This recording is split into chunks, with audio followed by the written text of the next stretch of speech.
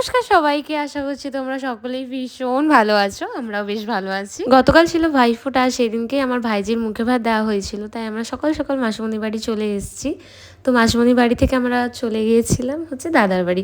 আর ঢুকতেই দেখতে পাচ্ছ আমরা নাচতে শুরু করে দিয়েছি।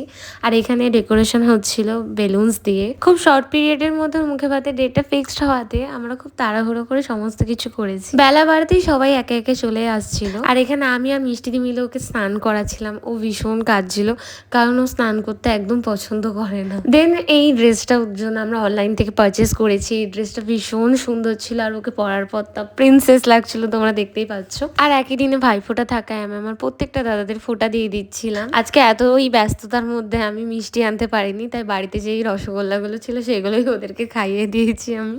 আর আমার দাদাদের দেখে আমার বোনপো মানে মিষ্টিদির ছেলে, সেও বসে পড়েছিল ফোঁটা নিতে, তাই ওকেও আমি ফোঁটা দিয়ে দিয়েছি।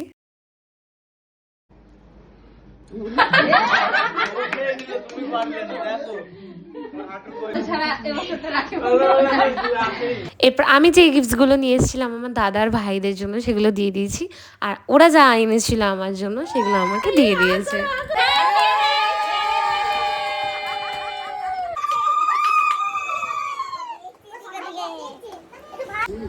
দাদা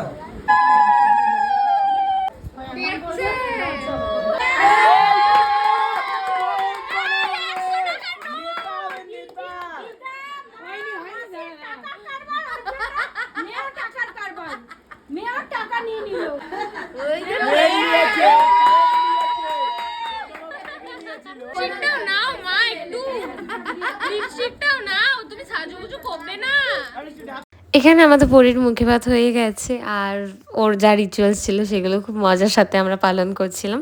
দেন এখানে আমরা খেতে চলে এসেছিলাম, কারণ বেলা 3:30 বেজে গেছে। তখন বাড়িতে যদি কোনো অনুষ্ঠান থাকে তখন আমরা কখন খাচ্ছি কখন ঘুমাচ্ছি এগুলোর কোনো ঠিক ঠিকানা থাকে না। যতক্ষণ না একটা অনুষ্ঠান সাকসেসফুলি কমপ্লিট হচ্ছে ততক্ষণ কারোরই ঘুম থাকে না। এখন আমার দাদারা আমাদের সার্ভ করছে আর আমরা খাচ্ছি, তোমরা দেখতেই পাচ্ছ।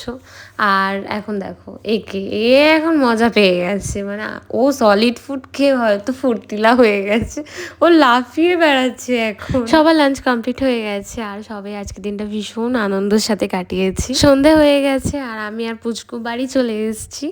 তো তোমাদের এই ভিডিওটা কেমন লাগলো অবশ্যই কমেন্ট করে জানিও। ভালো লাগলে লাইক কমেন্ট শেয়ার করে দিও। Thanks for watching, by.